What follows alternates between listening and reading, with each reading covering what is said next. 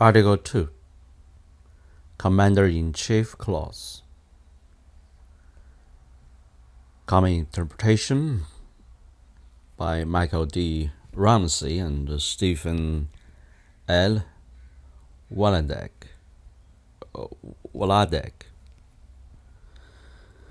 The Commander-in-Chief Clause of Article 2, Section 2 provides that the President shall be Commander-in-Chief of the Army and Navy of the United States and the militia of the several states when called into the actual service of the United States, and Justice Jackson put it in the Steele Caesar case, Youngstown Shades and Tube Corporations vs. Sawyer, 1952. These cryptic words have given rise to some of the most persistent controversies in our constitutional history, with the President and various opponents claiming that it has the power to do anything, anywhere, that it can be done with the Army or Navy. And a minimum all agree that the clause has two separate but related purposes. First, in response to the charge in the Declaration of Independence, the king had affected to render the military independent of and superior to the civil power, ensures civilian superintendence over the military, and as such, the subordination of the military to civilian and democratically accountable control. Second, and in contrast to the experience under the Articles of Confederation, it places such civilian superintendence in the hands of a single person.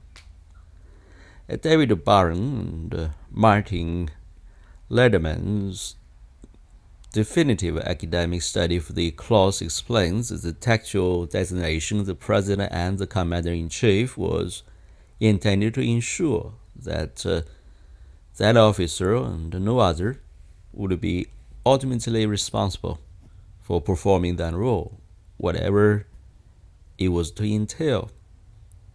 To that end, the clause suggests that unless with respect to certain functions, Congress may not, by statute or otherwise, delegate the ultimate command for the Army and the Navy to anyone other than the President. Although that principle read narrowly would only prohibit Congress from literally placing someone other than the President atop the U.S. military hierarchy, it presumably also means that Congress cannot insulate parts of the military from the President's superintendence or interfere with the President's supervisory role, lest Congress has the power to effectively undermine the President's command authority, and in Justice Jackson's words, convert the clause into an empty title. Thus, as a case in point, Congress likely violated the clause in a 1867 appropriations rider that sought to insulate Ulysses S. Grant, then the commanding general of the U.S. Army, from President Andrew Johnson by, among other things, requiring all orders to go through Grant, and voiding all orders and did not, precluding Grant's removal by Jackson without Senate approval, and facing Grant's headquarters in Washington, where presumably he would be closer to Congress. As a result of this superintendence principle, when Congress authorized military operations such as through a declaration of war, it necessarily puts the President in charge of them. Thus, as Chief Justice Chase explained his concurring opinion in Ex parte Milligan, 1866, the Commander-in-Chief clause enshrines the President's authority not just over the command of the forces, but also over the conduct of campaigns. And as Barron Letterman explains more than 200 years of usage of court precedents reflect the view that the Commander-in-Chief clause does confer broad, substantial war powers on the President. A more difficult question is how much authority the clause gives the President beyond operations approved by Congress. In the debate in Philadelphia, James Madison said that giving Congress the power to declare war will leave the President with the power to repel sudden attacks. Presumably, this power arises from the Commander-in-Chief clause, read to convey independent substantial power to the President to direct the military on matters not related to war initiation.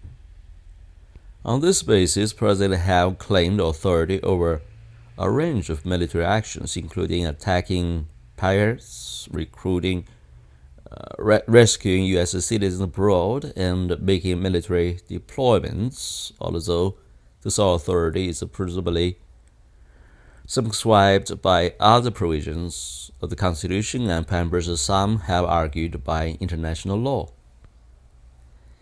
In the Still Caesar case, the court rejects the President's argument that the clause empowers the President to seize steel mills in the United States to support the Korean War, and in Milligan, the court rejected the argument that the clause allowed the President to use military commissions to try civilians in areas where civilian courts were still operating.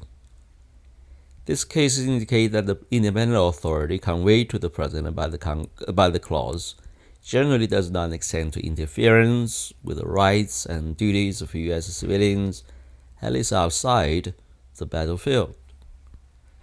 The most controversial aspect of the clause is whether it limits Congress' ability to enact statutes directing how military operations are conducted. For example, multiple presidents have claimed that the War Powers Resolution, which limits the President's ability to deploy troops into hostilities without Congress's approval, is unconstitutional on this ground.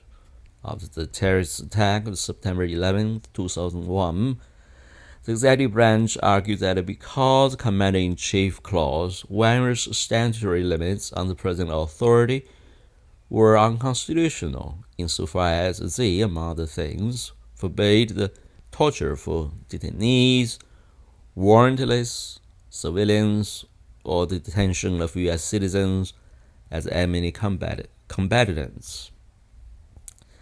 As a controversial 2002 government memorandum argued, Congress can no more interfere with the President's conduct for interrogation of enemy combatants than it can dictate strategic or tactical decisions on the battlefield. As statutes that order the President to conduct warfare in a certain manner or for specific goals would be unconstitutional. So too are laws that seek to prevent the President from getting the intelligence he believes necessary to prevent attacks upon the United States. In Hamdan versus Ronfield, 2006, the Supreme Court appeared to reject this argument in invalidating military tribunals created by President Bush to try non-citizen terrorism suspects. As Justice Stevens wrote for the majority, whether or not the President has independent power, absent Congress authorization, to convene military commissions, he may not disregard limitations that Congress has in proper exercise its own war powers placed upon his powers. However, the scope of Hamdan remains unclear. And in 2015, President Obama suggested a statute completely limiting his ability to transfer detainees from the military prison and Guantanamo might unconstitutionally infringe his Commander-in-Chief powers. In sum, the Commander-in-Chief clause gives the President the exclusive power to command the military operations approved by Congress. It probably gives the President substantial independent power to direct military operations so long as as the President does not infringe exclusive powers of Congress or other provisions of the Constitution, and may, but it may not, limit Congress' power to pass statutes directing or prohibiting particular military activities.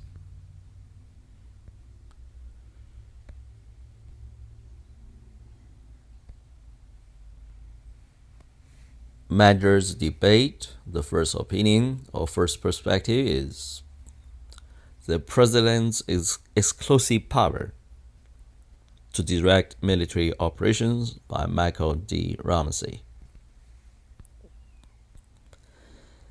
If the United States undertakes military operations, either by authorization from Congress or under the President's independent powers, the Constitution makes the President commander-in-chief of all U.S. military forces, and Congress cannot give command to any person. But can Congress self-direct how the President exercise that command by requiring or prohibiting certain military actions? Scholarly opinion is sharply divided on this question. One view, principally associated with Professor Zhang Yu, holds that attempts by Congress to control the military contrary to the President's desires infringe the Commander-in-Chief clause by, in effect, depriving the President of the full ability to give commands. Opposing view developed by Professor Shaikrishna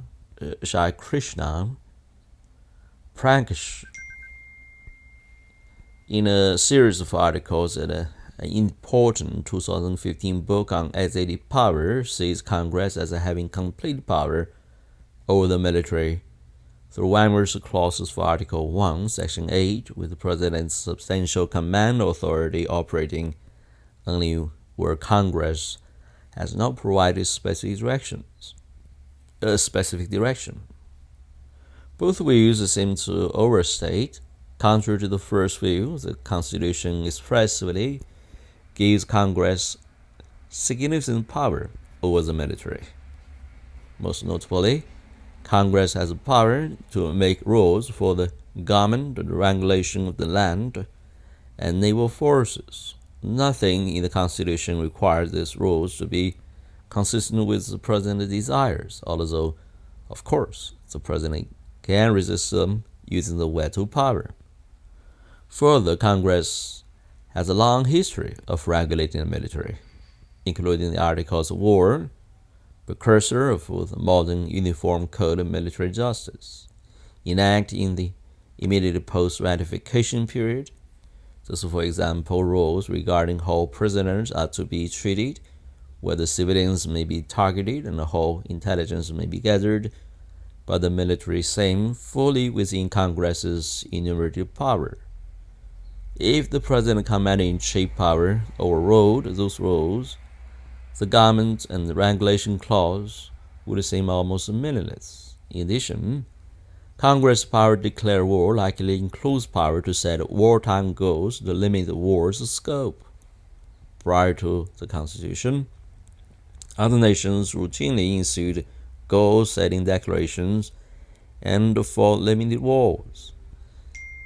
And Congress' power to define the scope of war seems confirmed by Congress' statutory limits on the 1798 Treaty War with France and by the Supreme Court's approval of the limits in Bates versus Tangi, 1800, and Little versus Barham, 1804. However, contrary to the second view, the Constitution's enumeration of Congress's specific military powers indicates Congress does not have plenary authority over military operations. In particular, although Congress can make general rules regarding military conduct and can define wartime objectives, it lacks enumerated power to direct battlefield operations, a point demonstrated by examining Congress's power under the Articles of Confederation. In contrast to the Constitution, the Articles give Congress the powers of making rules for The government regulations set land and naval forces for directing their operations, emphasis added.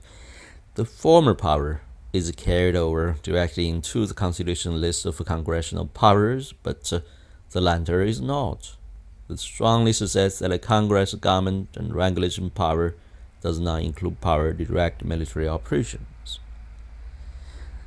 The pre-war power debate and the Philadelphia Convention confirmed that this omission was intentional and substantive. It is well known the Convention's draft and the one point give Congress the power to make war. James Madison proposed changing this to declare war. Principally, he said to leave the president with the power to repel sudden attacks. Rufus Kinley of Massachusetts then made a related point that make war might be understood to conduct it, which was executive function. The convention adopted the proposed change, suggesting that the delegates did not want Congress to have the power to conduct war. The distinction between legislative functions, making general rules, deciding on war initiation, executive functions, conducting war or directing military operations, reflects the framers' broad commitment to separation of powers, as Alexander Hamilton explained in the Federalist No. 74. The direction of war particularly demands those qualities which distinguish the exercise of power by a single hand. The direction of war implies the direction of the common strength, that is, the power directing and employing the common strength forms a usual and essential part in the definition of the executive authority. Hamilton's view accords with the criticisms for the pre-1787 design of government. The national government prior to the Constitution lacked separation powers, combining legislative and executive power in a single military multi-member entity, and it was thought defective on that ground. Among other perceived problems, Congress meddled in the tactical direction of the Revolutionary War. For example, when George Washington's forces retreated from New York City in 1776, Washington wanted to burn the city to deny shelter to the British, contradicting that no damage be done. In the retreat, an order Washington resented, but followed, although shortly afterward a fire of unknown origin destroyed most of the city. Further number 74 likely had this problem in mind in calling for directing the common strength by a single person. In some, the president exercises command authority subject to general rules passed by Congress pursuant to Congress' constitutional military powers. But because Congress has only specified military powers, military matters not within Congress's military powers necessarily are sole powers of the president and commander-in-chief. The most prominent of these is directing military operations. The power conveyed to Congress in the Articles but omitted from Congress' power in the Constitution. To be sure, it may often be difficult to draw a clear line between legislative rules for the conduct of the military on one hand and executive direction of military operations on the other. But in general, the former power encompasses creating standing directions and punishments that broad control behaviors of the military, such as the Articles of War, the Uniform Code of Military Justice, or statutes such as the War Crimes Act. The latter power referred to contingent orders made in response to developments in battles and campaigns. The Congress' order not to burn New York City during the retreat would be unconstitutional under the 1789 Constitution, although general regulations on the treatment of civilian property would not be. The next perspective, how the militia clauses inform the scope of the commander-in-chief's inherent power, by Stephen L. Waledak. Disputes concerning the scope of a president unilateral authority on the commanding-in-chief clause, particularly of late, have tended to neglect the potential significance of other constitutional provisions in understanding the Constitution's separation of emergency powers, no provision has been more neglected in this discourse than the so-called calling forth clause of Article 1, which empowered Congress to provide for calling forth the militia to execute the laws of the Union, suppress insurrections, and repel invasions. As Justice Jackson explained in his Still Caesar concurrence, such a limitation on the command power written at a time when the militia, rather than a standing army, was contemplated as a military weapon of the Republic, underscores the constitutional policy that Congress, not the executive, should control utilization of war power as an instrument of domestic policy, and yet, except as it pertains to debates over the original understanding of the Second Amendment and the authority to deploy National Guard units overseas, Congress's constitutional power to provide for the use of militia during these three types of domestic crises have been overlooked in almost every contemporary assessment of the presently inherited war powers, to the point where scholars too numerous to count have accepted without qualification the argument that the President possesses at least some independent authority to use military force in domestic emergencies, assuming that such power derives most naturally from the Commander-in-Chief clause. In fact, since 1792, Congress has provided specific statutory authorization for military deployments in the cases contemplated by the calling forth clause, first through the militia, which President Washington called forth to help put down the Whiskey Rebellion, and subsequently through the regular Federal Army, as the unreliability of the militia became increasingly clear, and even in the Price cases, 1863, in which the Supreme Court famously recognized the President's power to repel sudden attacks, it attributed at least some then authority not to the Commander-in-Chief clause, but to the statutes by which he is authorized to call out the militia, use of military and naval forces of the United States in case of invasion by foreign nations, and to suppress insurrection against the government of the state or of the United States. In other words, the President, if defensive war powers, so unquestioned in their scope and existence, may emanate just as much from the statutes Congress enacted on the calling forth clause as from Article 2's provision that he be Commander-in-Chief. The more interesting question is why the calling forth clause has disappeared from our modern view of how the Constitution separates war powers. The answer, as it turned out, is a series of Supreme Court decisions that have largely molded any argument that the clause imposed substantial limits on the federal government. The pair of 1918 Supreme Court rulings, the selected draft law cases, and Cox versus Wood, the justices conclude that the calling forth clause does not in fact limit the circumstances in which the government may call out the militia, upholding the constitutionality of a draft designed to recruit soldiers to fight in World War I, a purely foreign conflict. Just although the framers may well have intended the calling forth clause both to cement the militia's exclusive role in responding to domestic emergencies, to prevent the federalization for other purposes, the 1918 decision largely vitiated the structural reading by concluding that the militia could also be called forth to fight in foreign wars.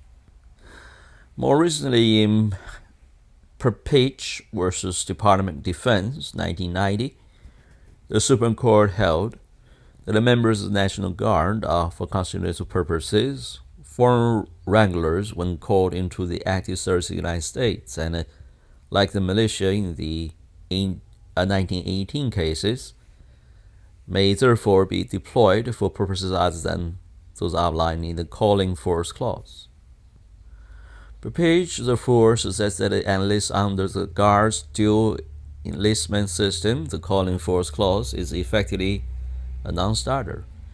The constitutional text simply does not matter because there's virtually no situation today when the militia, unless and the Supreme Court had interpreted the term, is actually being called forth, and federal wranglers may be called forth even in those contexts in which the calling forth clause might otherwise have been read to require utilization of the militia.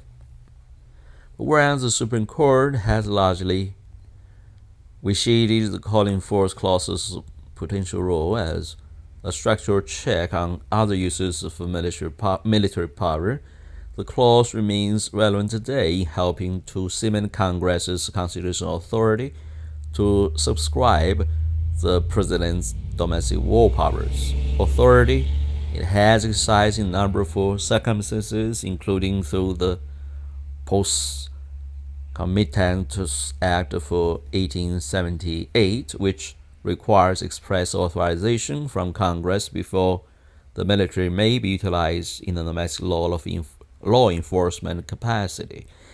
After all, if the militia was initially intended to be the primary, if not exclusive, response force for a domestic emergency, and if Congress was given the power to provide for their calling forth and through the other militia clause, their regulation, then the Constitution appeared to resolve in Congress's favor any argument that such statutory limitations unconstitutionally infringe upon the President's constitutional authority as Commander-in-Chief. So construed, the calling forth clause undermines the ever more visible arguments in favor of strong and unilateral domestic presidential war powers. Of course, there can simply be no question that the Constitution empowers the federal government acting in concert to act decisively and expeditiously during domestic emergencies. The Constitution, after all, is not a suicide pact. But it's not nearly as strict a line from accepting that point to accepting a sweeping and potentially preclusive domestic commander-in-chief power. To the contrary, the reality is that the Constitution expressly envisions a role for Congress to play in providing for governmental responses to even the most existential crises and home, however lost to modern eyes. This dramatically undermines arguments invoking a broad unilateral authority for the commander-in-chief in the circumstances contemplated by the calling forth clause, that is, to execute the laws of the Union, suppress insurrections, and repel invasions.